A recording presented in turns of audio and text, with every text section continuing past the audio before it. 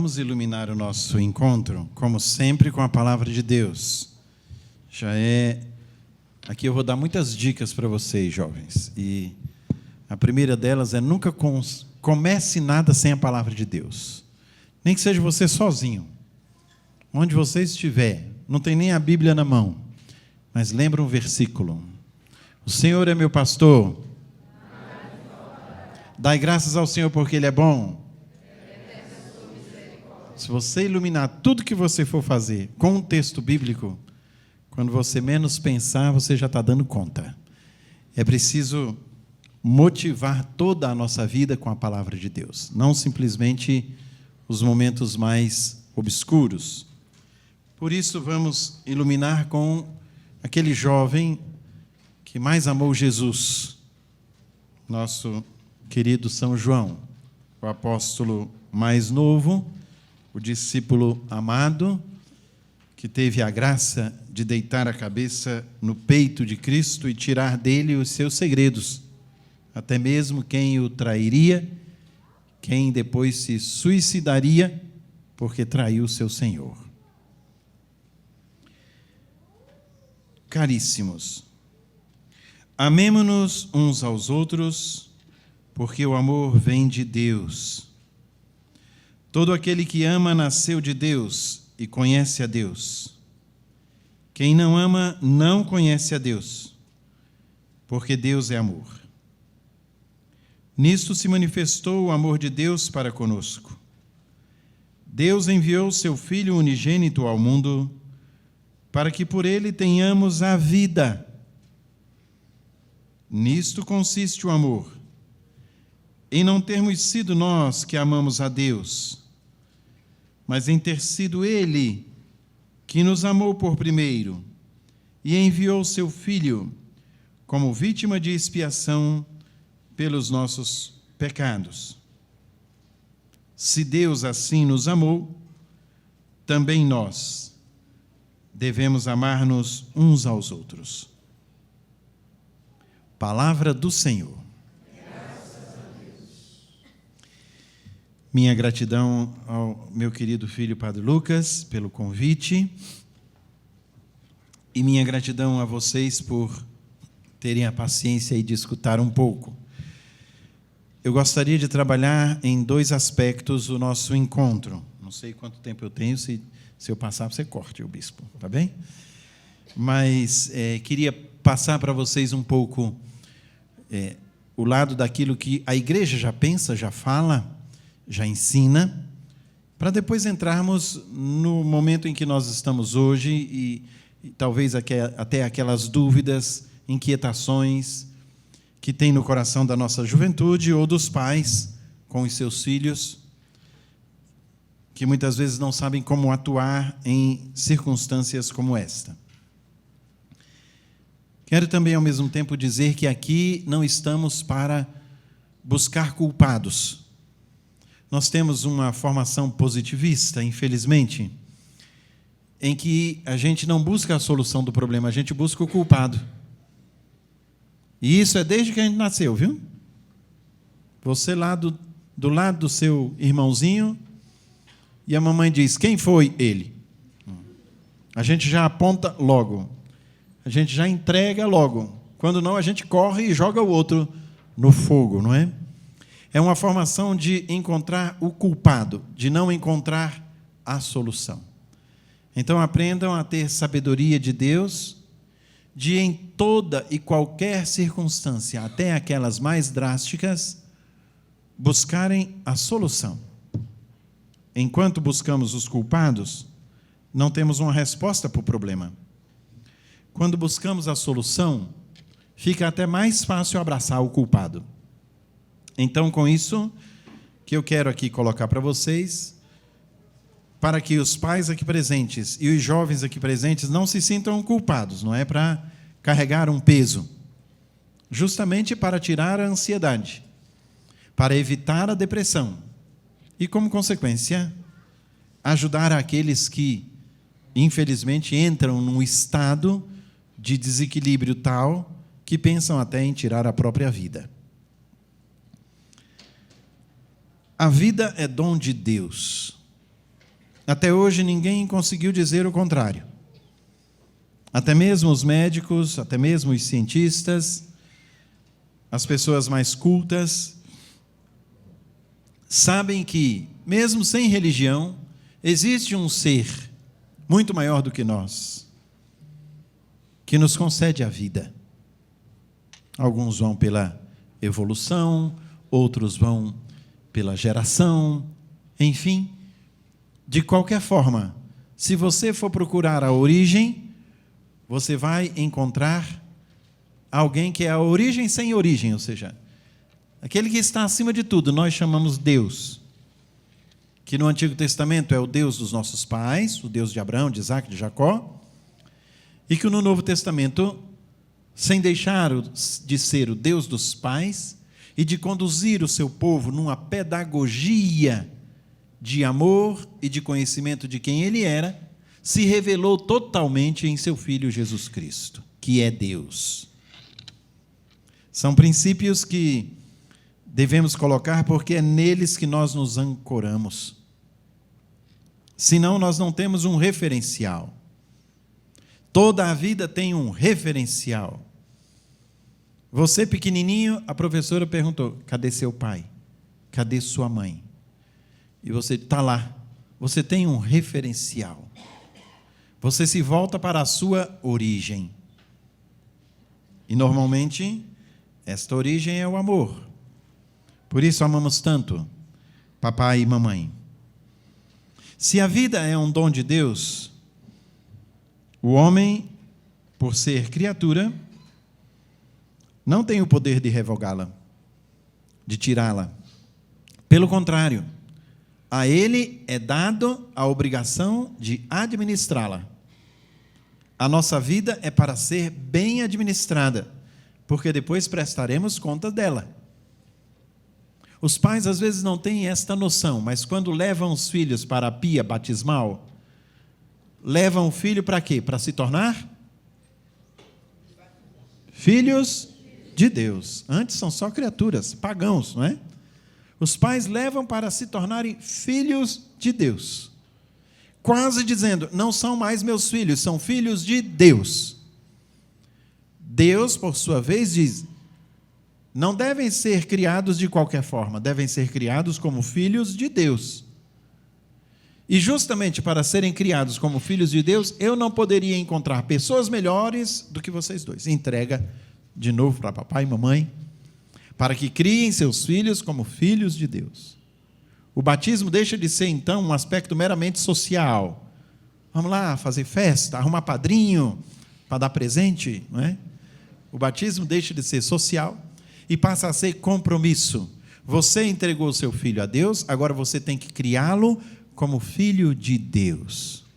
E é o que eu digo para os pais, para os casais, que quando eles chegarem diante de Deus, Deus não vai perguntar para eles quantas palestras do Dom Marcondes você faltou.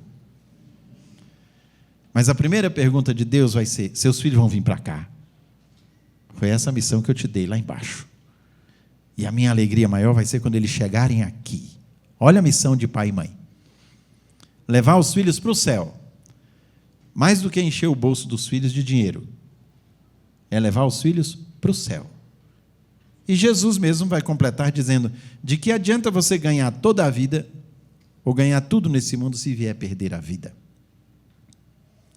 Com este princípio, ninguém tem o direito de tirar a própria vida. Deus criou-nos por amor, como acabamos de ouvir. Nisto consiste o amor. Ele nos amou primeiro. E Ele nos deu o seu Filho, Jesus Cristo. A vida é, portanto, para ser cuidada, administrada, preservada. E daí que todo ato contra a vida, ensina a igreja, é um ato intrinsecamente mau. É impressionante que se preocupam tanto com o aborto, com a eutanásia, e no mesmo grau deveriam se preocupar com o suicídio. Preocupar-se com o dom da vida. O suicídio é, portanto, um ato mau na sua origem. Atenta contra a vida que é o maior dom que Deus te deu. O maior dom que Deus te deu não é um namorado, não é um emprego, não é uma casa, não é uma Ferrari. O maior dom que Deus te deu é a vida. Porque não adianta você ter nada externo se você não tem sentido interno da sua existência. Aí é que está o ponto central de onde vamos trabalhar o segundo momento do nosso encontro. Além de ser um atentado contra si mesmo, é um atentado contra o Criador. É você destruir aquilo que Deus fez, a sua própria vida. Ao mesmo tempo, é um ato contrário à esperança. Por isso, quem tem esse tipo de pensamento peca contra a virtude da esperança. São Paulo vai nos dizer: esperar contra toda a esperança. Mesmo quando não haja mais, continuar esperando. Dom Helder Câmara vai dizer para os jovens lá em Recife, na sua época que ele era bispo lá, ele vai dizer: jovens, mesmo que aos pedaços, jamais desesperar. Jamais desesperar. Sentido de vida. Pode estar tudo difícil, tem uma saída. Tem um porquê. Tem um sentido. É um pecado, portanto, contra a esperança. É um pecado também contra a justiça. Justiça na Sagrada Escritura é salvação. E quem atenta contra si mesmo corre o risco de perder a vida eterna, porque vai contra o maior dom que Deus deu. É um pecado também contra a caridade, porque a sua vida não se pertence e acabou. Sua vida é um eixo de relações. Você tem pai, você tem mãe, você tem irmão, você tem amigo, você tem professor, você tem padre, você tem bispo, você tem igreja, você tem movimento, você tem pastoral, você tem os jovens, você tem até inimigos. Sua vida é um eixo de relações. Então você peca contra a caridade, contra o amor, quando você vai contra si mesmo. Vai contra a própria natureza. Nós temos um mandamento que diz isso: não matar. Se eu não posso matar nem o que está fora, dirá o que está dentro. É um pecado contra o quinto mandamento. A natureza do homem é uma natureza para a vida, não para a morte. Vocês podem entender isso. Nós nascemos para a vida, e tudo o que vem de morte é dor, é sofrimento, é tristeza. Certa feita eu fui fazer uma encomendação no cemitério, no Campo da Esperança. Estava lá uma jovenzinha em cima do caixão da avó. A avó, 93 anos. E ela desesperada. Por quê? Por quê? E quase que eu disse para ela: minha filha, 93. 93. A Bíblia diz que a vida do homem vai a 70. Fato notável, quando chega aos 80. Sua avó já tem 93. Já fez hora extra. O que é que eu quero dizer para vocês com isso? Pode ser uma criança em que a gente dói demais vendo morrer. Pode ser uma velhinha de 93 anos.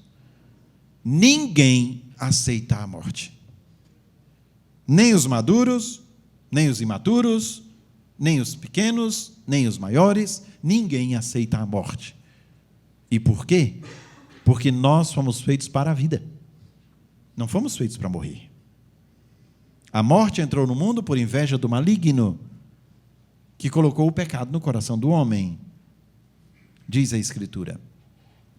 Então a morte não estava no plano de Deus, porque esse Deus é vida. Como é que no plano de Deus vai ter morte? A morte vem pelo mal, pelo maligno. E como consequência, tudo aquilo que traz morte. Você pode estar vivo, convivendo com todo mundo, mas por dentro está muito aflito, ansioso, entristecido. E vai aí alimentando este sentimento. Quando o suicídio se torna motivo de escândalo,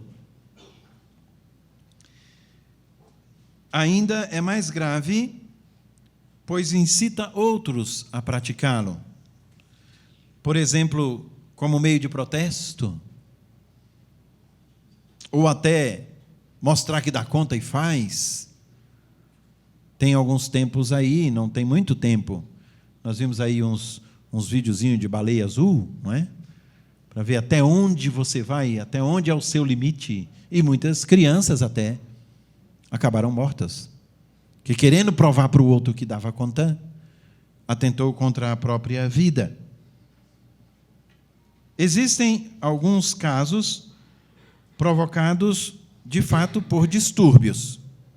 Distúrbios psíquicos, depressão, angústia, ansiedade, desespero, medo de tortura.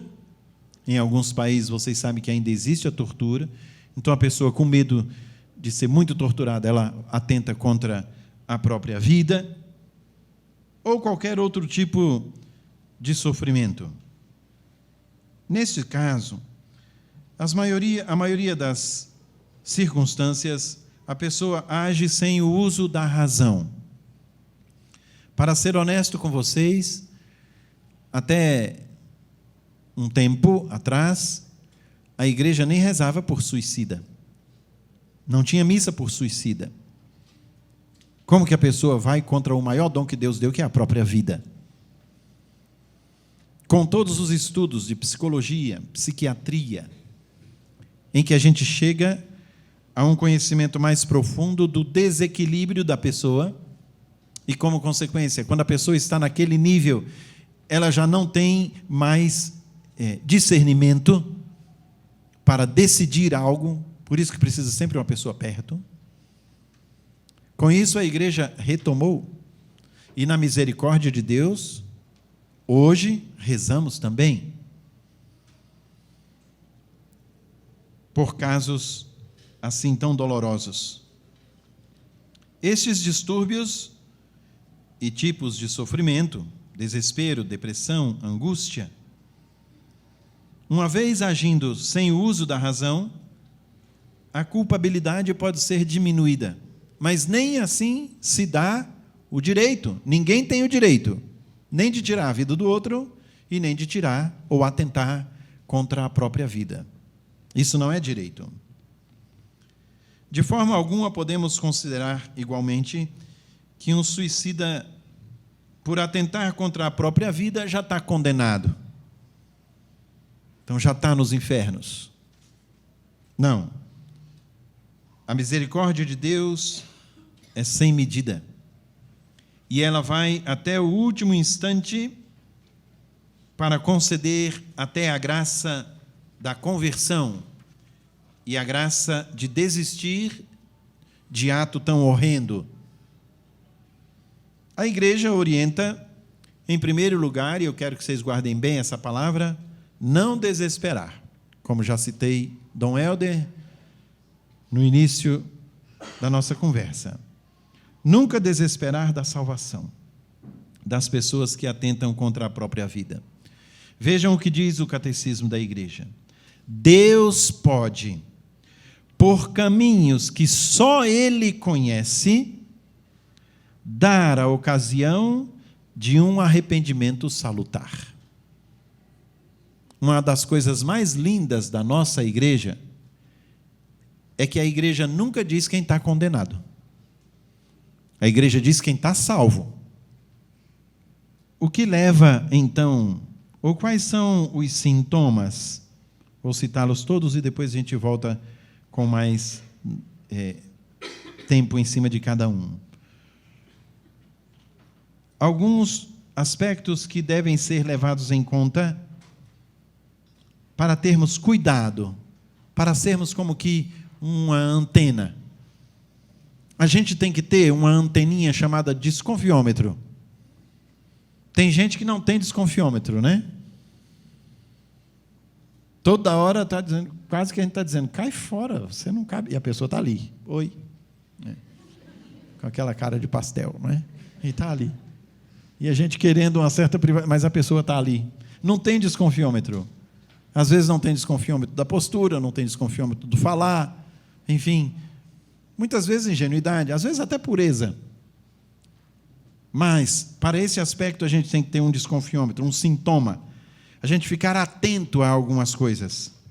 Depressão, isolamento, baixa autoestima, estado constante de euforia. Tem gente que vai lá em cima e volta. Um dia está uma maravilha, no outro dia está todo para baixo. Mas ontem você não estava bem, mas hoje alguma coisa não está certa. O que é isso? A pessoa está desequilibrada. Quando a pessoa é equilibrada, ela vai numa constante. Quando a pessoa está para cima e para baixo, ora está feliz da vida, no outro dia já está, ela está desequilibrada.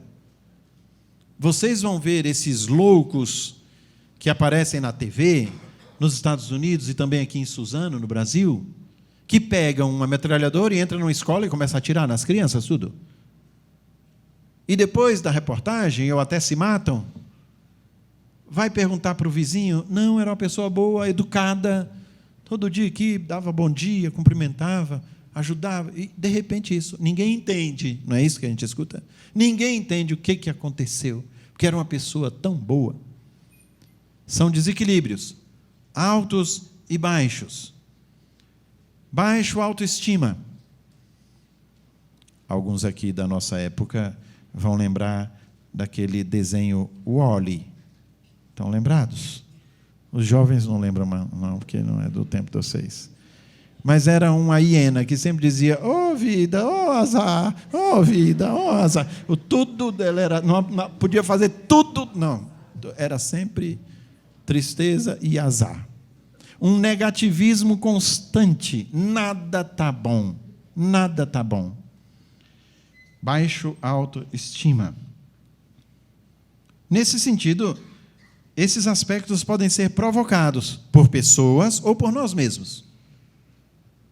Uma maneira de falar, uma maneira de agir com o filho, com o esposo, com a esposa. Porque o suicídio não é uma coisa de jovem.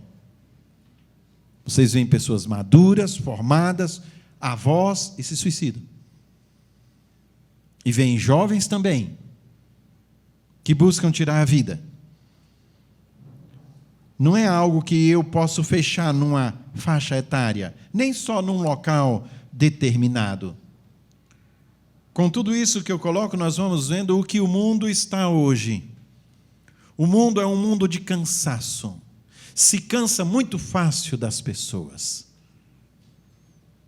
Um é pouco, dois é bom, já está abusando. Essa pessoa toda hora está aqui, toda hora me tira a paz, toda hora a gente descarta com muita facilidade as pessoas.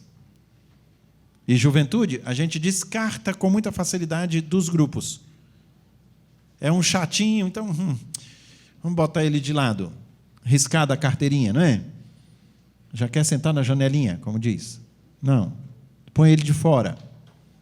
A gente vai descartando as pessoas, se cansando das pessoas.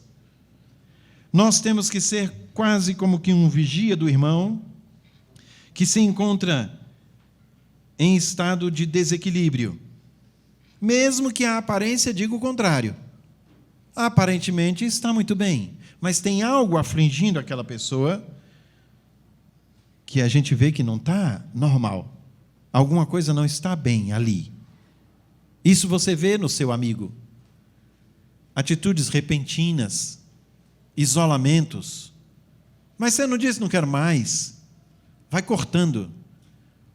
Sabe aqueles fora que você diz, eu nem merecia isso. Estou aqui para ajudar o cara e o cara ainda me dá uma lapada. São comportamentos que alguma coisa não está equilibrada. Você tem que ajudar. Não se cansar, ir atrás. Se o outro parece para você chato, você que tem que ser o chato de ir atrás. Outra vez outra vez. Eu não vou desistir de você. Eu não vou me cansar de você. É tão bonito quando a gente escuta isso em crises matrimoniais. Eu não vou desistir do meu casamento, padre. Eu não vou desistir do meu marido, eu não vou desistir da minha esposa. Eu sei que é um problema. Isso vai passar. Olha a esperança. Sempre manifestar a esperança. É preciso um ato de amor que ultrapasse o meramente esperado. Outra característica do mundo Entendam, juventude, o que eu falo agora. O mundo é medíocre. O que significa essa palavra, sem ofender a ninguém? O mundo fica na média. Isso é ser medíocre. Uma pessoa medíocre é o que fica na média. Ele pode dar muito mais, mas ele fica ali. Ele não dá um passo a mais. É medíocre. Se comporta e se conforma com o médio. Isso é ser medíocre, sendo que você pode dar muito mais. O mundo é medíocre porque o mundo dá só o que é esperado. Jesus, no seu evangelho, vai dizer: se o teu irmão te pede para andar 100 metros, anda 200 com ele. Se ele te pede a túnica, dá também o manto. Jesus pede que a gente faça muito mais do que o outro está esperando. É preciso que a gente, nas amizades, nos grupos, a gente dê muito mais do que o outro está esperando. No perdão, no amor, na compreensão, na paciência, também na amizade, nas brincadeiras, na ajuda nos estudos, na responsabilidade, no evitar o vício. Eu tenho que dar muito mais do que o outro está esperando. O outro talvez espere que eu simplesmente diga: ó, eu estou fora dessa. Não, você pode dar muito mais. Eu estou fora, mas eu quero tirar você também. Não vai nessa aí não, que você vai se dar mal. Você sabe que não vai dar certo. É uma maneira de você trabalhar dando não só o meramente esperado. Para citar as Sagradas Escrituras e os casos de suicídio nas Sagradas Escrituras, nós vamos ter 5 casos em toda a Bíblia. Um caso de Abimeleque, está no livro dos Juízes. Por uma questão de honra, ele então se matou para que não fosse morto pelos seus inimigos. Saul, o primeiro rei de Israel, que também era desequilibrado, para não ser morto pelos incircuncisos, ele também se matou. Aquitofel, um traidor, está no 2º livro de Samuel, ele se mata, vendo que descobriram que foi ele o traidor. Sansão, vocês sabem da história, Sansão e Dalila, que ele se mata porque antes tinha ofendido a Deus, se deixando levar por uma mulher estrangeira, Dalila, belíssima, sempre as mulheres. Então ele fica cego, porque vão cegá-lo, e ele, se arrependendo diante de Deus, diz: meu Senhor, para salvar todo o povo, então ele, com a força que ele tinha, pede a Deus, e derruba as muralhas, e ele morre junto.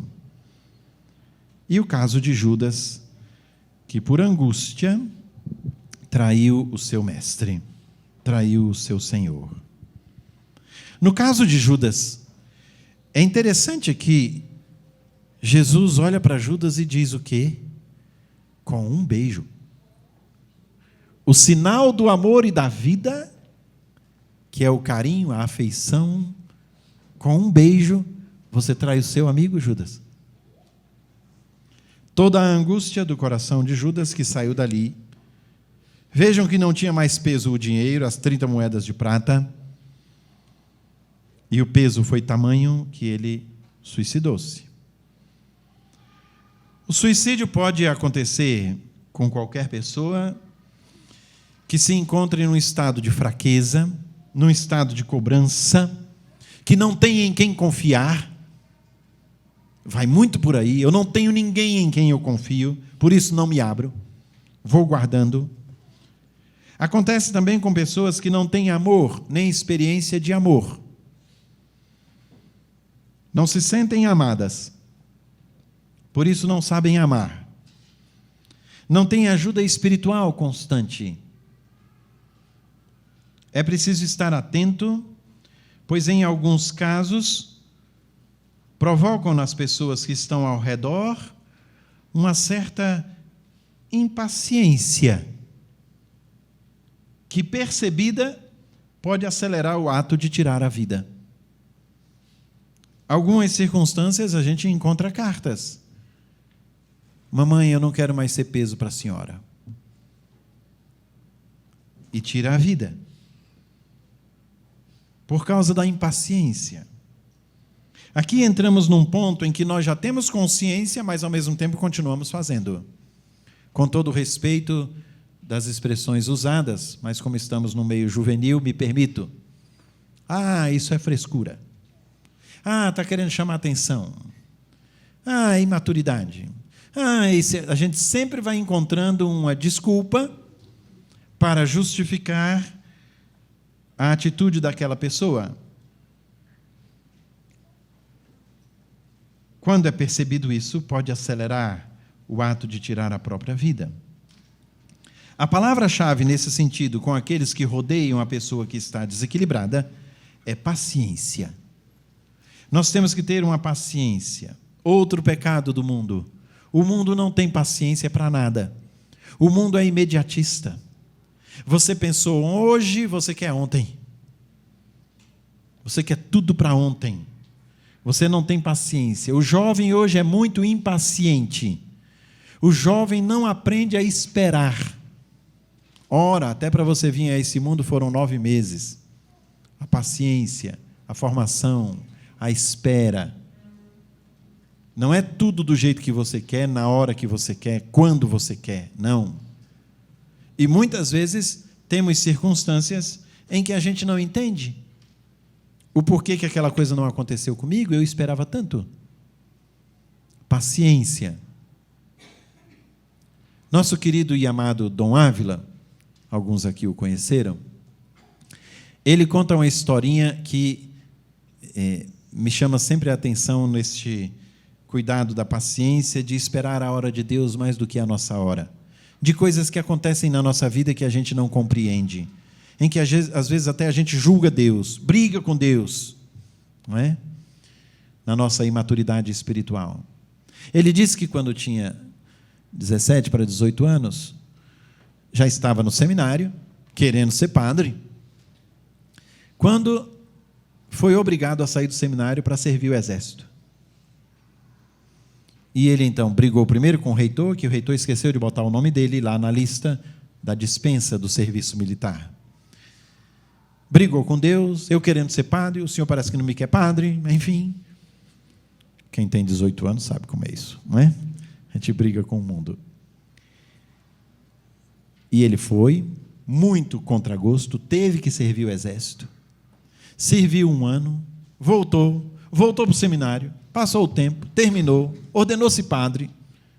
Depois de 5 anos de padre, veio para Brasília, ajudar Dom Nildo, que aqui estava tudo começando do zero. Depois de 10 anos em Brasília, foi nomeado monsenhor. Depois de 16 anos em Brasília, foi nomeado bispo. E depois de 10 anos de bispo, foi nomeado arcebispo dos militares. Ele disse, agora eu entendi por que eu servi. Por que Deus quis que eu servisse? Porque lá na frente, Deus enxerga tudo. Ele sabia que eu ia precisar dessa experiência aqui para guiar os meus capelães militares aqui. E morreu como arcebispo militar. Mas veja quanto tempo.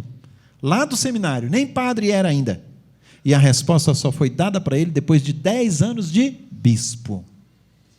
Nós queremos tudo, e se não temos a resposta, pronto, então tudo já perdeu o valor, tudo já perdeu o sentido, não vale mais a pena. Calma. É preciso paciência. Deus trabalha conosco e Deus em tudo é paciente. Ao mesmo tempo, os familiares, os que estão ao redor, devem também contar com um encaminhamento para uma ajuda especializada. Devem dar o apoio familiar, moral, espiritual, provocando assim na pessoa o desejo de viver, a vontade de amar. Porque viver é amar. E amar produz vida. Em todos os sentidos. Quando você ama, você produz vida no coração da pessoa, no seu coração, nas pessoas que estão ao redor. Se você vai ao parque e vê 2 namorados, você diz, que coisa bonita. O amor sempre produz vida. O amor nunca vai produzir tristeza e dor. O amor produz vida. E essa vida em abundância. Eu vim para que todos tenham vida, diz Jesus. A atenção deve ser permanente, porque às vezes aquilo que pode parecer mera crise se torna uma enfermidade psicológica. Tem gente que se deixa apossar de tal modo que vira uma doença. Não é simplesmente um momento, é uma constante. E veremos o que provoca essas constantes. É comum, muitas vezes, levar as pessoas até ao padre e dizer: padre, atende meu filho, acho que ele está possuído. Outros vêm e dizem: acho que fizeram alguma coisa para o meu filho, não emplaca de jeito nenhum. Tudo dá errado. Fizeram alguma coisa, padre. Ou na macumba, ou no espiritismo, alguma coisa fizeram para meu filho. As pessoas, sobretudo aqueles que amam e estão preocupados, estão atrás de uma resposta. Não podemos julgar ninguém que se apresente neste estado, mas tentar ver de todas as maneiras como ajudar, sair desse invólucro tenebroso da depressão. Até pouco tempo, a depressão era ridicularizada. Hoje, os próprios especialistas dizem: é doença, tem que cuidar.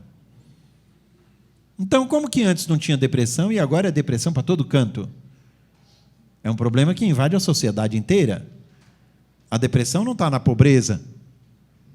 Vocês já viram algum pobre deprimido?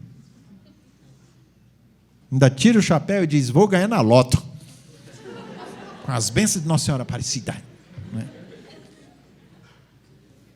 Agora você vê um rico pular de um prédio. Você vê um filhinho de papai se jogar de uma ponte. Então, a depressão, como consequência também o suicídio, não tem classe social. É um problema na pessoa humana. Se é na pessoa humana, temos que trabalhar a todos.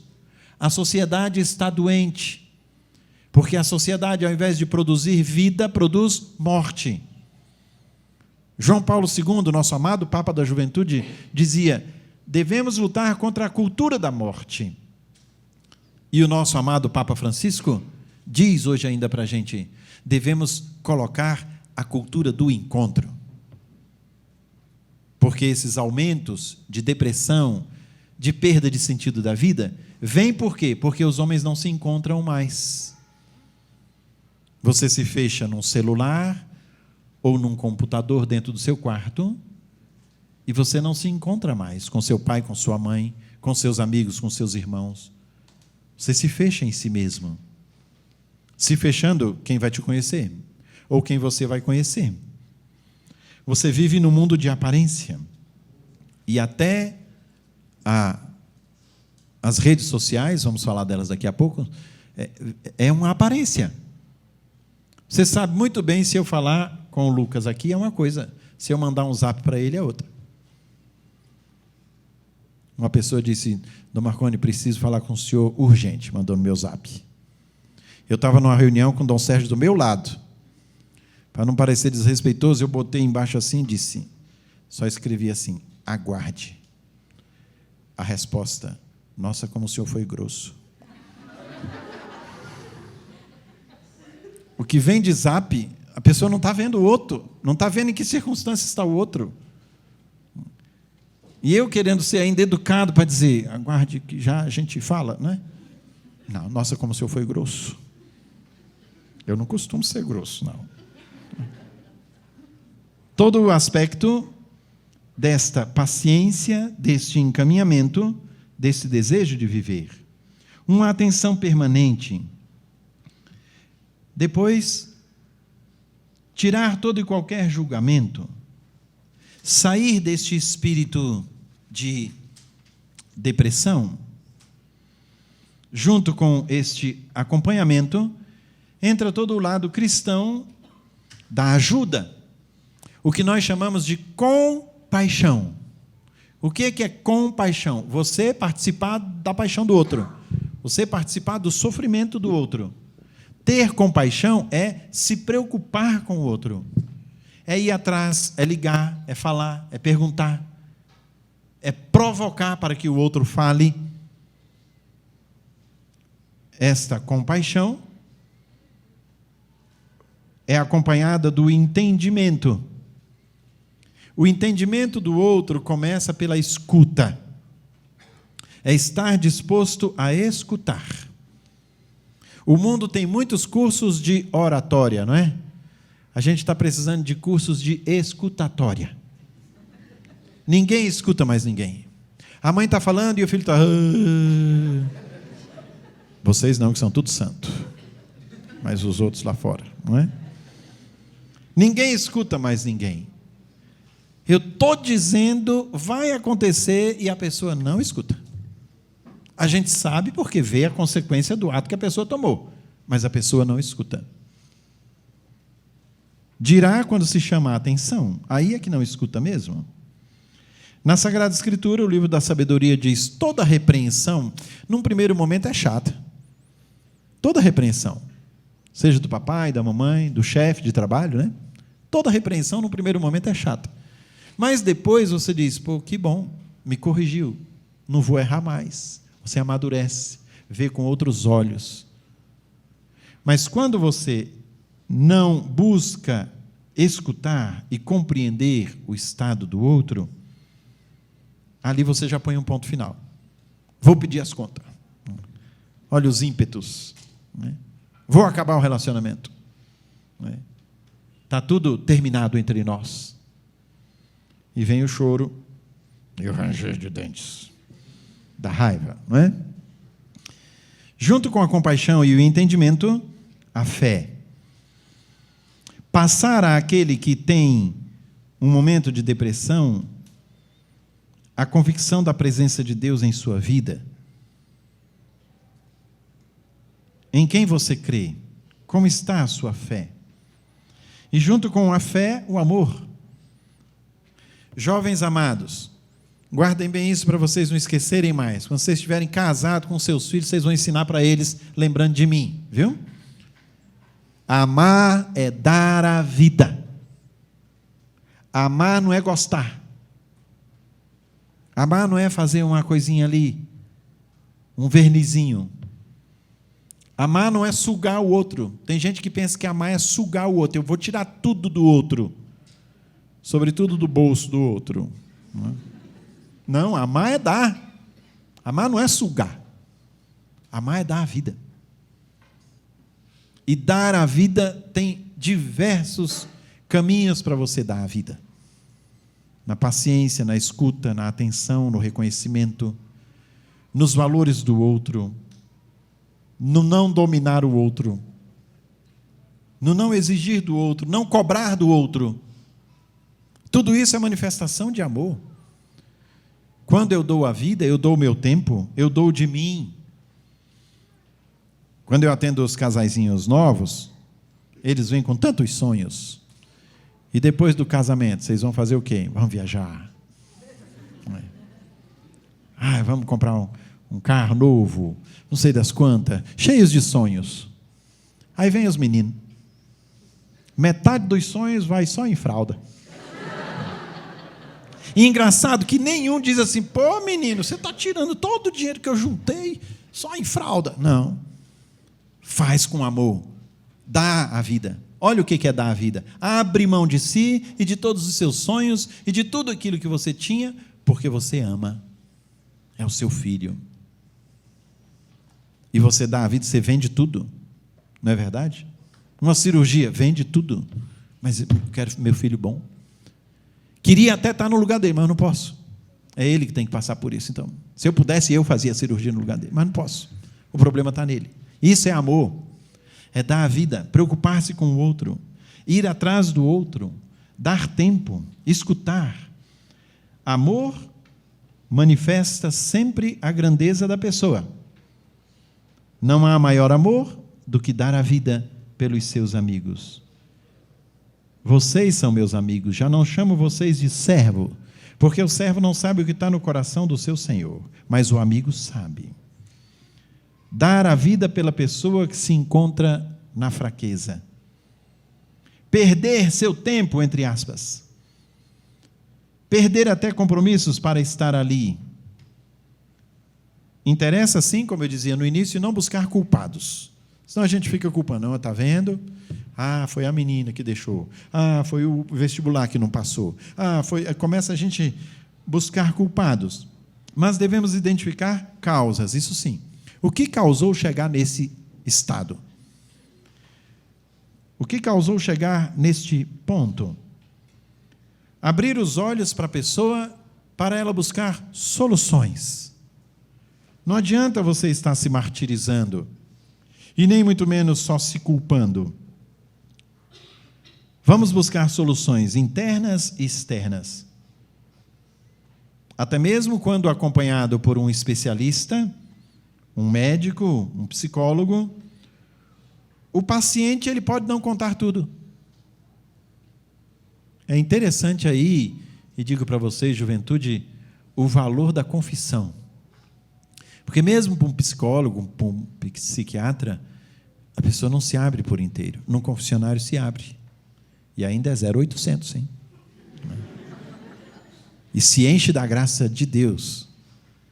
A pessoa se sente tão aliviada, que a primeira coisa que diz é: agora eu posso comungar.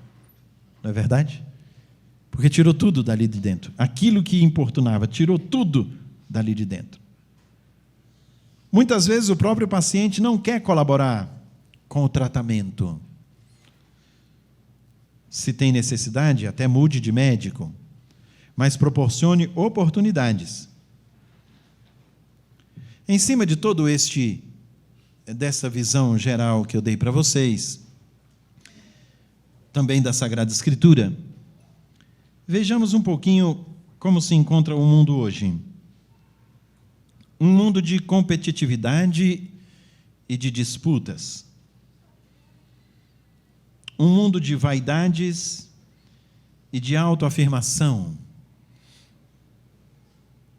Um mundo das aparências.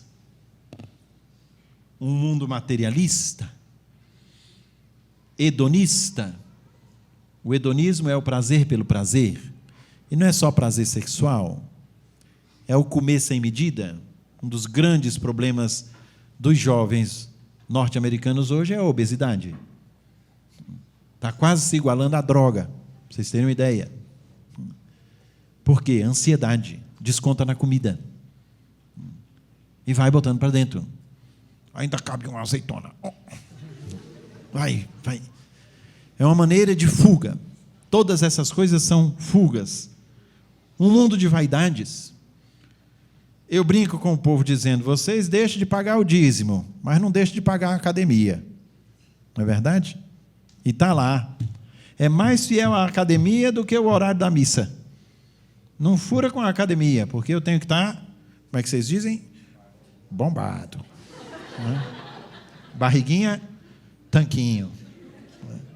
O vocabulário próprio de vocês, não é? É o mostrar-se. Não interessa se dentro eu tenho uma bomba relógio que está para explodir. Interessa que do lado de fora eu seja bombado. Não é? A aparência vale mais do que a essência. Jovens, muita atenção. Todos vocês são lindos. Sobretudo as meninas aqui. Só não me caso com vocês porque já sou padre. Mas todos vocês são lindos. E para todos vocês tem um José e uma Maria. A não ser aqueles que Deus diz: você eu quero para mim. Vai para o seminário e não tenhas medo. Confiem muito mais nessa beleza interna que Deus lhe deu, do que ficar preso à aparência, porque isso vai te levar à depressão, isso vai te levar a uma ruína. E não é bem verdade que às vezes a gente encontra uns casais que a gente diz: meu Deus, o que essa mulher viu nesse homem? Ou vice-versa também, né? Para não ofender a mulherada aqui, não é? A aparência muitas vezes não condiz com aquilo que a gente esperava. Mas é a minha Maria, é o meu José, e não abro mão dele nem dela, de jeito nenhum. Eu descobri muito mais do que a aparência.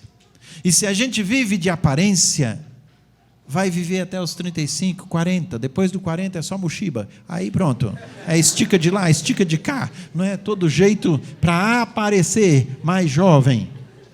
Eu não tenho que amar a aparência, Eu tenho que amar a essência, descobrir quem é aquela pessoa, os valores que ela tem, as virtudes que ela tem, a grandeza que ela tem, pelo que ela é, não pelo que ela aparece.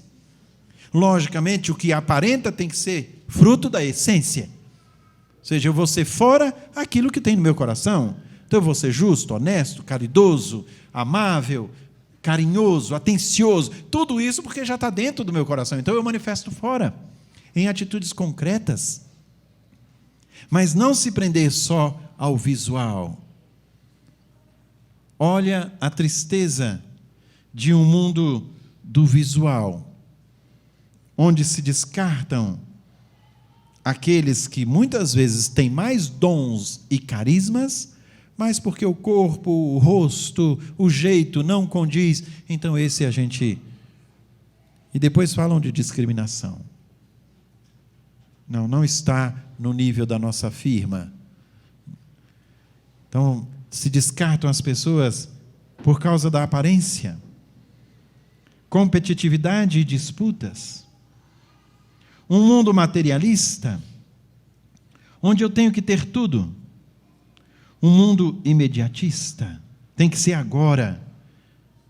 E aí as birras, desde crianças, sobretudo os adolescentes, têm a coragem de ousar desafiar os pais na falta de educação, como a gente dizia, os mal-educados. Certa feita eu fui num jantar que me chamaram, uma família muito querida. E na hora que eu cheguei, que eu apertei a campainha, eu ouvi lá dentro do apartamento já uns gritos. Eu vi que estava tendo bebê. Eu falei, gente, eu estou na casa certa? Eu olhei para ver se era a casa do jantar. E era ali mesmo. A mãe abriu a porta para mim. Eu era monsenhor nessa época. Oi, monsenhor, seja bem-vindo. E eu ouvi o grito lá, sai do meu quarto! Pá! E a porta batendo. Aí veio o pai de lá, todo envergonhado, viu que o padre ouviu, não tinha como sair, disse, monsenhor, o senhor desculpa, a juventude hoje está nervosa, né? Falei, desculpe o senhor, com licença, fui lá. Cheguei lá na porta.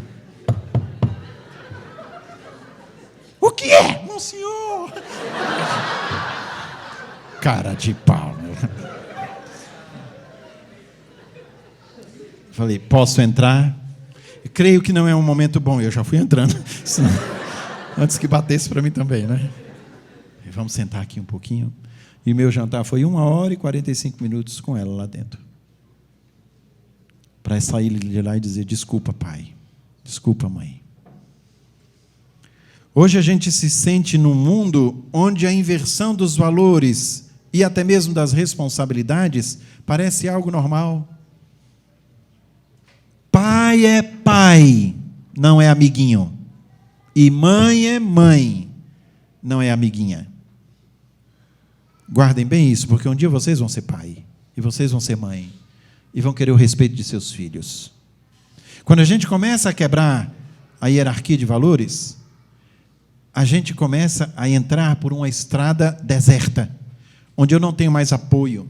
Se eu não tenho mais apoio naqueles que devem ser meu apoio, pela maturidade, pela experiência de vida, pelo bem que me querem, pelo amor que me têm, onde é que eu vou me apoiar?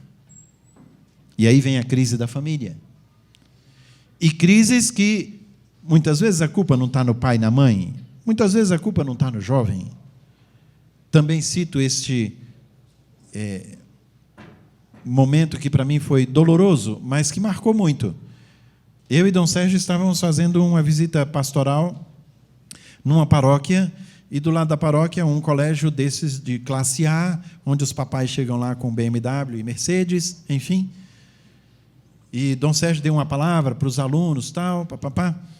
Quando terminou a palavrinha de Dom Sérgio, chegou um rapazão bonito, bem alto, chegou perto do Dom Sérgio e disse, seu bispo. O Dom Sérgio disse, diga, meu filho, disse, eu posso dar um abraço no senhor? Um homenzarrão. Abraçou Dom Sérgio ali, e Dom Sérgio ficou. Aquela coisa assim, eu não sei se eu agarro, se não. Sabe como é, né, juventude?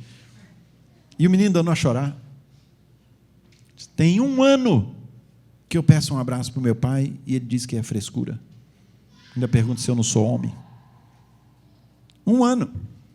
Para dizer a vocês, ora, o erro é dos jovens, que se acham, não é? Empina o nariz. Ora, o erro é do pai, que não dá a atenção devida.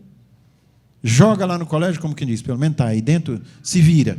Volta aqui para pegar, como se fosse mercadoria. E o filho sente isso. E o filho quer amor, quer atenção, quer respeito, quer ser valorizado, quer ter alguém que ele continue a dizer, como era quando pequenininho, quando eu crescer eu quero ser igual ao meu pai.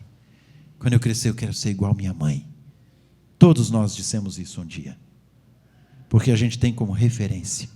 Quando eu perco a referência, eu fico num estado de incapacidade, instável.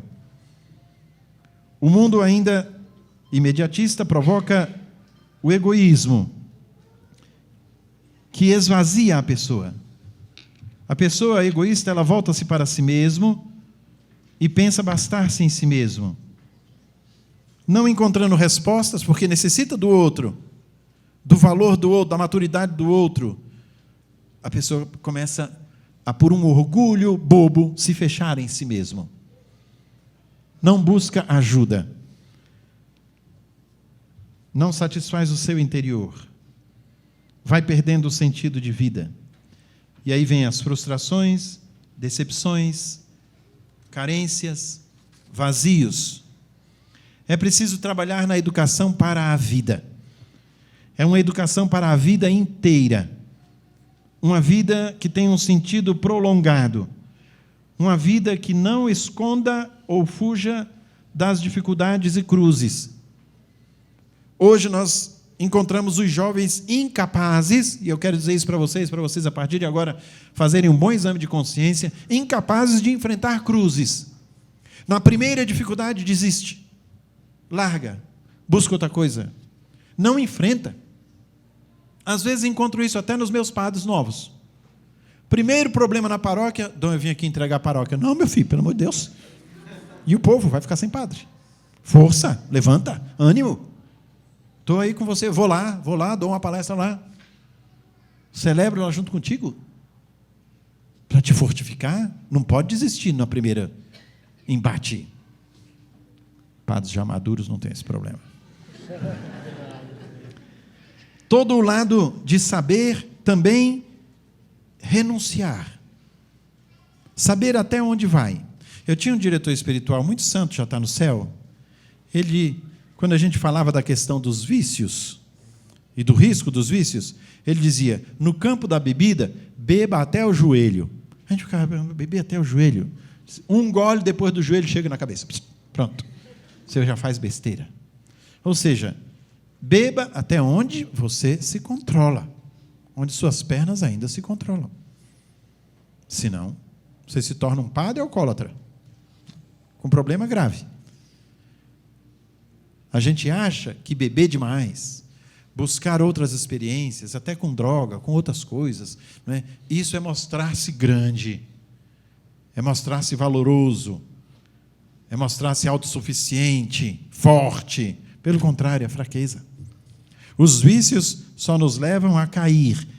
Tenham muita atenção nas renúncias que o próprio Jesus te pede.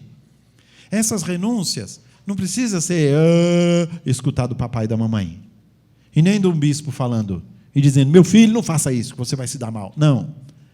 O Espírito Santo que vocês receberam na crisma, fala aqui, ó. Você sabe quando você está no caminho reto. E você sabe quando pisa na bola. Não é verdade? Não precisa ninguém te dizer. Você pode, às vezes, não saber como sair, mas você sabe que você está errado.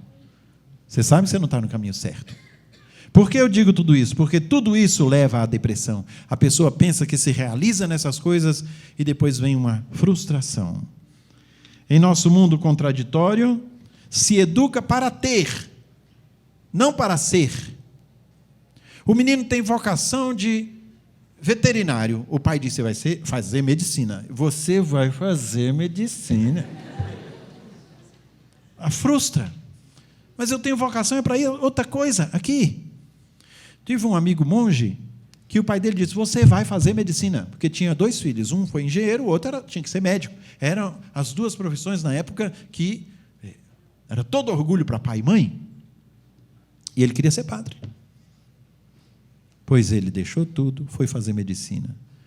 No dia da formatura dele, o pai lá todo orgulhoso, ele pegou o canudo e disse: eu entreguei o que o senhor quis, agora eu vou fazer o que eu quero. E tornou-se um bom monge, um santo monge, que era a vocação dele. Cuidado, papais.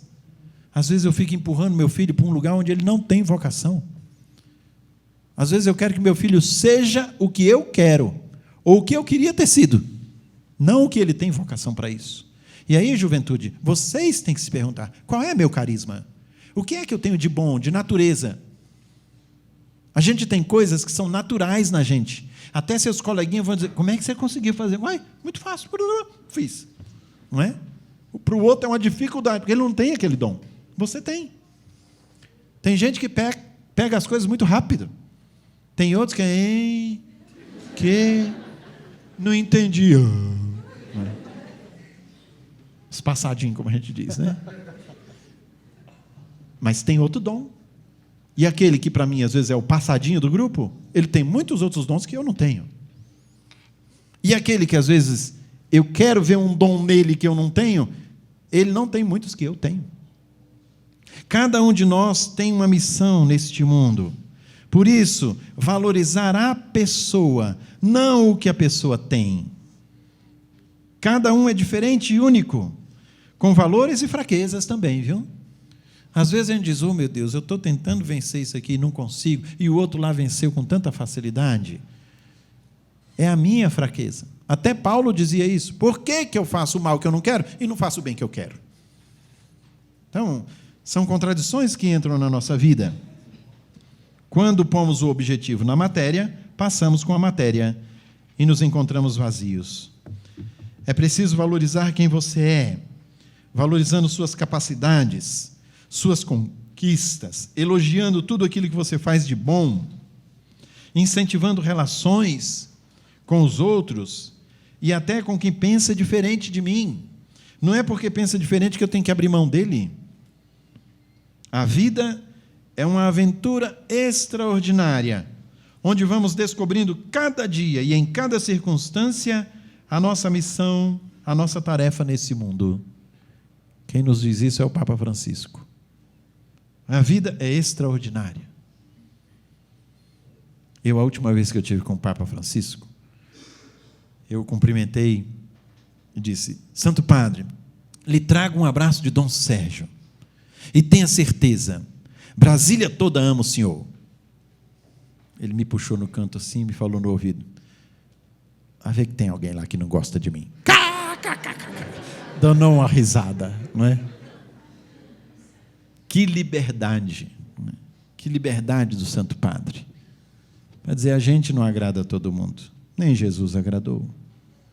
Mas a gente tem que amar o Santo Padre. E ainda mais Francisco, que é modelo para todos nós, de simplicidade, de entrega, de acolhimento. A nossa missão, a nossa tarefa, deve buscar sempre encontrar-se com aquele que nos deu os dons, ver com os olhos de Deus. Na terra, tudo é experiência, que vamos aprendendo com o outro, e também vamos ensinando o outro. Como resultado disso, me perdoe se me alongo um pouquinho, acho que falei demais, mas eu queria dizer para vocês de algumas coisas práticas que a gente pode fazer, inclusive o próprio governo está preocupado com isso. Saiu esse livrinho que é sobre a CPI dos maus tratos contra crianças e adolescentes. Então, eles fizeram um livrinho falando de automutilação, o que provoca, enfim, como evitar, e também sobre o suicídio. São 10 perguntas que eles tentam responder baseados em especialistas e em vários experimentos que fizeram, de muitos anos. Não é uma coisa assim que a gente não dê atenção, não. Mas, para fazer um resumo para vocês, eu quero dizer que, antes de mais nada, o que é preciso então, Dom Marconi? A gente quer uma fórmula para fugir disso, ou para não entrar nisso, ou para ajudar alguém que está nisso. Normalmente a gente quer a receita, né? A gente não quer cuidar do curativo, a gente já quer alguma coisa que resolva. É assim que a gente age. Agora entram os meus aconselhamentos para vocês. É preciso, antes de mais nada, um projeto de vida. Um projeto de vida. Hoje a juventude está sem projetos.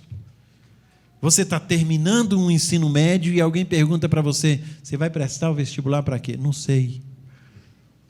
Como não sabe? Que idade você tem, filho? Você não tem mais 12, 13 aninhos, não. Daqui a pouco você já está velho. Não é?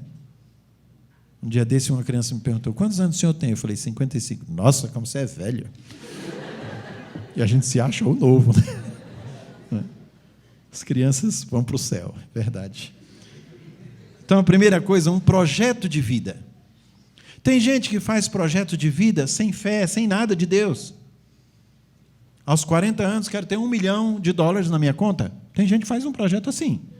E vai correndo atrás. Para ter $1 milhão aos 40 anos, o que eu vou fazer? Vou ser empresário, vou ser médico, vou ser advogado, vou ser o quê? Não é? Todo o lado de fazer um projeto de vida. Um projeto de vida humana. De fato humana, não egoísta. Projeto de vida humana. Onde eu me sinta feliz com os dons que eu tenho e que eu coloco à disposição dos outros. Em que eu ajude também os outros. Mas um projeto de vida também espiritual. É um outro problema dos jovens. Tem uma espiritualidade fraca. E por isso a religiosidade também fica na aparência. Louvar a Deus, canta, está comungando, está confessando, está reconhecendo as suas fraquezas, está pedindo perdão, está sendo humilde. Quantas vezes até, quando a gente vai nessas missas, que está cheio de cerimoniário em cima do altar, e coroinhas, e guardiões, e tudo, e lá vou eu com Jesus. Como que você está aqui servindo Jesus e você não pode comungar? Alguma coisa está errada? É sinal que sua espiritualidade está toda desequilibrada. Você está se suicidando espiritualmente também. Então, o cuidado com a alma. Você tem que estar em dia. Você tem que deitar a cabeça tranquilo e dizer: hoje eu não tenho inimigos. Hoje eu não fiz mal a ninguém. Hoje eu estou feliz porque posso dormir tranquilo. E amanhã é um novo dia. E vou começar a amar de novo. Projeto de vida. Juventude, abram os olhos para isso. Quando eu tenho um projeto de vida, eu sei onde eu quero chegar. Procurem o que o mundo não tira de vocês. Porque quando a gente baseia a nossa vida naquilo que o mundo tira, nós vamos perder. E não vamos ter sentido de vida. Dinheiro o mundo tira. Prazer o mundo tira. Título o mundo tira. Poder o mundo tira. Estamos vendo aí gente do poder tudo preso. Tudo o mundo tira. Dom, o que o mundo não tira? 3 coisas. Primeira delas, caráter. Caráter. Não tira. Você é honesto, você é justo, ninguém te tira isso. É meu, é meu. Não é meu, não é meu. Pode ser R$1, pode ser R$1 milhão. Caráter. Você ser a pessoa reta. Você não enganar os outros. Não viver de fingimento, não ser hipócrita, fariseu, viver de aparência. Você é reto, você tem caráter. É uma pessoa justa, em que se pode confiar. Por isso que os pais têm que colocar no coração do filho caráter. Primeira coisa, caráter. Segunda coisa, estudos. Estudos. Eu quero jovens inteligentes, sabidos. Nós precisamos de jovens na política, nós precisamos de jovem no poder, nós precisamos de jovem nas empresas, que não seja tudo isso que a gente está vendo aí, nós já estamos cansados de tudo isso. Precisamos de jovens com caráter, retos e que, com a inteligência que têm, façam o bem para os outros. Como eu vibro quando vejo na televisão estes prêmios que eles dão aí internacionais de científicos, né? De jovens que descobriram, eu descobri isso aqui, para facilitar isso, para facilitar aquilo. De que cabeça, Que inteligência! E usando para o bem, vai facilitar tanto a vida de tanta pessoa, de tanta gente. Usar tudo para o bem, inteligência, estudo. Não desanime dos estudos. Ah, mas eu não gosto de estudar. Não. Estude. Uma vez um menino disse assim, como é que faz para ser padre? Eu disse, tem que estudar muito. Já não quero ser padre. Que tem que estudar. Tem que se esforçar. Aprendam isso, filhos amados. Primeiro, caráter. Segundo, os estudos. Porque se os pais dão para vocês os estudos, quando eles forem embora, vocês vão caminhar com as próprias pernas. Quando Deus chamar papai e mamãe, eu vou saber caminhar com as próprias pernas. Porque eu tenho suficiente estudo para levar a minha vida e agora já da minha família. E o terceiro, a fé. Ninguém tira a fé. Ninguém tira. A fé remove montanhas, como diz Jesus. A fé ultrapassa aquilo que a gente acha que é a nossa capacidade. Com fé a gente vai longe. A gente crê num Deus que nos ama. Depois ainda, neste sentido, se contentar e reconhecer o que tem e não o que não tem. Você às vezes fica preocupado, por que o outro tem e eu não tenho? Elimine disputas, concorrências. Você não tem que estar concorrendo. Agradeça o que você já tem. Às vezes você fica de olho nas coisas dos outros. Olha a inveja, não é? Eu fico de olho lá fora e esqueço o que eu tenho dentro. Eu já tenho tanta coisa, mas eu fico de olho naquele lá que o outro tem. E o outro lá não tem o que eu tenho. Então, saber ser esperto, inteligente. Em quem eu deposito a minha confiança? Que tipo de religião eu tenho? Eu sou católico por quê? Eu creio em Jesus por quê? Só porque meu pai era católico? Tradicional? Ah, porque eu não quero outra religião, não gosto dos outros, então eu gosto mais da católica. Você tem convicção da sua fé? Você crê em quem? Ou você crê em quê? Tem gente que crê em si mesmo e se diz católico. Não, não tem Jesus na vida. Seu Deus é você mesmo. Jesus chega a dizer no Evangelho que tem uns que o Deus, São Paulo, perdão, o Deus é o estômago, só quer saber de comer. Então, se fecha nas coisas que passam. Qual a minha noção de igreja? Qual a minha noção da minha igreja? Eu conheço a minha igreja? Eu conheço tudo o que a igreja propõe para mim? Ao mesmo tempo, reconhecer as nossas fraquezas? Qual é o grau do nosso orgulho, da nossa soberba? Também das nossas incapacidades? Um dos grandes problemas do mundo de hoje, dos jovens de hoje, dos adultos de hoje, de todos hoje, é o medo. As pessoas vivem no medo.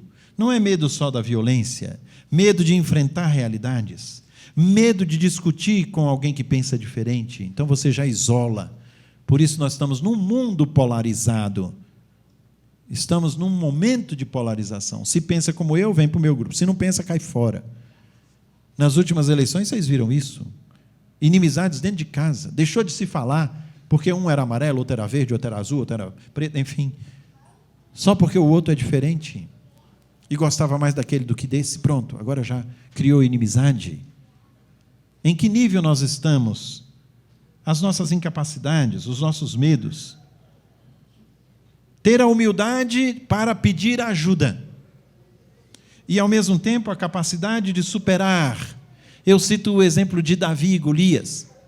Quando a gente vê aquela cena de Davi e Golias, Davi com uma fundazinha, uma pedrinha na mão, e aquele homem zarrão na frente dele, todo de capacete, de tudo, todo militar, todo protegido, e o Davi franzino, com uma pedra. Davi podia dizer, meu Deus, é grande demais, não vou dar conta. Mas Davi disse, é grande o suficiente, não tem como errar. E derrubou. É como a gente enfrenta a situação da vida que a gente dá valor à vida. Se tudo eu digo, meu Deus, não vou dar conta, meu Deus, é grande demais, eu vou ser mesmo um frustrado. Mas quando eu digo, eu dou conta, vou me esforçar, vou atrás, você está dando sentido na sua vida. Você está lutando. Ao mesmo tempo, a humildade para reconhecer. Otimismo, maturidade, também sentido de renúncia e de cruz. Pessoas novas e maduras, pessoas serenas e também agitadas, pessoas religiosas ou não. As causas são sempre diversas para quem quer tirar a própria vida. A pessoa, ela não quer eliminar a vida. Ela quer eliminar aquilo que está fazendo ela sofrer. É isso. E, como consequência, tira a própria vida. Então, descubra o que está te fazendo sofrer, para você trabalhar em cima daquilo ali e não eliminar a sua vida. As causas são diversas para cada pessoa. Juventude, evite comparações de bens, de beleza, de capacidade intelectual, que o outro tem, que eu não tenho. O mundo é assim. O mundo quer que você se compare para que você se desvalorize. O que eu vejo no outro é só um pedaço do outro. Eu não vejo o outro inteiro. O que o outro vê em mim também é só uma parte de mim. Ele não me vê por inteiro. Então, não ficar se comparando, porque o outro só vê uma parte minha, seja ela negativa ou positiva. Então, quando o outro te acaba, pronto, você não se acabe. Calma. Aprenda, juventude. Aquilo que falam de mim é verdade? De coração é verdade? Então eu vou trabalhar nisso. Eu preciso trabalhar nisso. Aquilo que falam de mim não é verdade? Dá ouvido não. Toca a sua vida. É inveja, é disputa, é ciúmes. Às vezes fico reparando o que falta e esqueço o que eu tenho. E às vezes tenho até sobrando, que o outro não tem. Por exemplo, lutar para passar num vestibular, a atenção dos pais, uma vida social de amostragem. Eu não sei o que está do outro lado, o que o outro faz de diferente para ter aquilo. Quais foram as circunstâncias da vida que fez ele ter aquilo que eu não tenho? Igualmente, como eu encaro o sofrimento? Hoje em dia ninguém quer sofrimento, ninguém quer renúncia. Deixo muitas vezes o sofrimento parecer maior do que ele é. Enfrentar o sofrimento é dizer, como eu vou superar isso? Não é se entregar a ele e dizer, não tem mais jeito. Cada um de vocês tem valor para Deus e no mundo. Cada um de vocês tem uma caminhada. Cada um de vocês tem uma conquista a fazer. Para encerrar, cuidado nas redes sociais. A regra de ouro é como eu me sentiria se eu recebesse uma mensagem que eu estou mandando. A regra de ouro que Jesus nos dá é tudo o que você quer que os outros te façam, faça você primeiro a eles. Eu fico impressionado com a falta de educação dos comentários, né? Às vezes vem uma notícia lá em cima e embaixo os comentários. Vocês já notaram isso? Um ofendendo o outro. Aí o outro fala uma coisa, não, já vai o outro acabando com o outro. Esqueceram até o que já estava lá em cima. O problema agora é entre os dois aqui, brigando aqui, e você isso, e você aqui. Enfim, falta de respeito. Cuidado com as redes sociais, filhos amados. Se me tratam mal, ver que o problema está no outro, não é em mim. Sejam espertos e inteligentes. Se o outro lá me ofendeu, não parte já para a reação. Não. Ele deve estar com algum problema. É o que Jesus diz. Se te bateu numa face, dá outra. Quem está com problema é quem te bate, não é você. Todo o sentido de não ficar se culpando por uma coisa que o outro disse e que não é verdade. Então, eu não tenho que sofrer por isso. Tirar a angústia de si. Do outro lado da tela do Zap, existe sempre uma pessoa que vai se magoar com aquilo que eu escrever. Pensem nisso. Hoje, um dos piores problemas de suicídio de tudo é Zap, viu? É o que recebe do outro. Não quero mais você, você é isso, você é aquilo, você tá... Pronto, a pessoa vai se acabando. Porque hoje não tem mais para falar com um com o outro. Eu falo com o Zap. E eu falar com o Zap é falar consigo mesmo. Você não escuta o que está do lado de fora para te dar uma outra visão do que você está recebendo. Amar, filhos amados. Amar é ter a presença de Jesus, que deu a vida por nós. Sorria para as pessoas, até na rua. Pode ser o único sorriso que aquela pessoa vai receber na vida dela. Então, se você não quer que os outros te façam, não faça também aos outros. Sou precioso aos olhos de Deus, por isso tenho que valorizar a minha vida. Não desanimar, não se comparar. Acreditar que Deus tem um projeto de vida para você. Deus tem um propósito para você. Cabeça erguida. E como que a gente ergue a cabeça? Aí vem os instrumentos que Deus nos deu. Eucaristia, confissão, Nossa Senhora, boas amizades, os grupos de igreja, a pastoral da juventude, os padres amigos, enfim. Nós temos tantas coisas que podem nos elevar, reconhecendo aquilo que a gente tem de valor e corrigindo aquilo que a gente tem de defeito. É preciso, então, a gratidão a Deus pelo que Ele me deu de valor e a humildade para reconhecer os defeitos. Eu queria deixar para vocês um modelo daquela que tinha tudo para desesperar. E, de repente, ela disse: eis-me aqui, faça-se.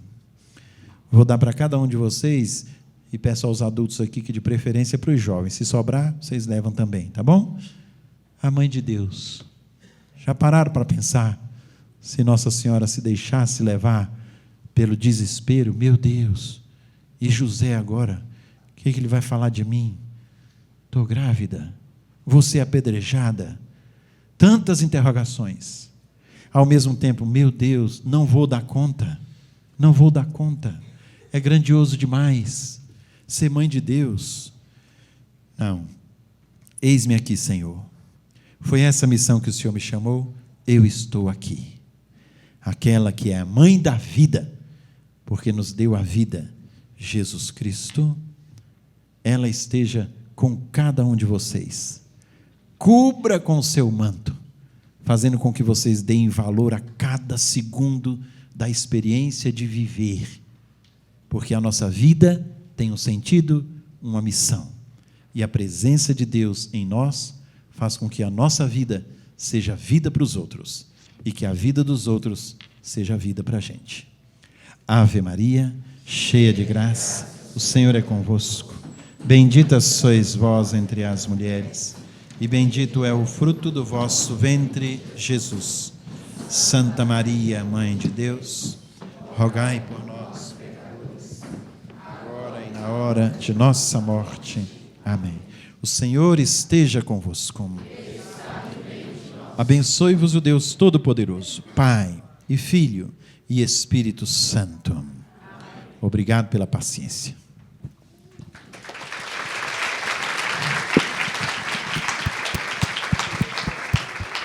Eu não sei se dá tempo de breves perguntas, não sei como é que está o prazo do nosso bispo. Vamos sentar só um minutinho. Por gentileza. A gente tem um Instagram e nos enviaram 2 perguntas via Instagram para ser feita a Dom Marconi. Se você tiver alguma breve pergunta, muito breve mesmo, nós vamos tentar fazer o possível para te atender. Dom Marconi, pelo nosso Instagram, Sim. A gente divulgou que nós teríamos esse encontro e nós apresentamos o tema. E aí, uma pessoa perguntou o seguinte, pelo nosso Instagram: além do acompanhamento médico e psicológico, como que um católico pode ajudar um depressivo? De que forma os jovens podem ajudar alguém? Como um católico, de que forma eu posso ajudar alguém que está com depressão? Primeiro, a presença. Segundo, a escuta. E uma escuta amorosa. Que a juventude sabe a diferença, né? Quando alguém está escutando e quando alguém não está escutando, né? Chega junto o rosto assim, me escuta. Não é? Eu quero que você me dê atenção. Não é escutar por escutar. É, de fato, se fazer vida para o outro. Eu estou aqui.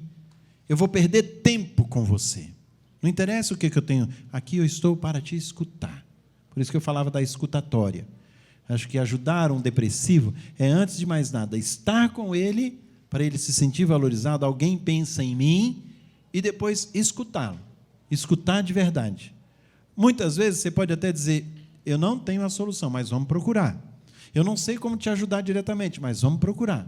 Só de você escutar, a pessoa já se sentiu valorizada. Isso você pensa que não, mas dá um âimo na pessoa. Ela se sente valorizada. E isso faz com que tire a depressão. No âmbito da doutrina social da igreja, existe alguma metodologia para se adotar em prevenção ao suicídio? A doutrina social da igreja, ela mostra, antes de mais nada, que nós vivemos para Deus e para os irmãos, o amar a Deus e amar ao próximo. E este amar a Deus e amar ao próximo, ele se manifesta em situações concretas da vida. Então, você não pode se sentir aliviado ou ficar muito tranquilo se você vê um irmão seu passando fome.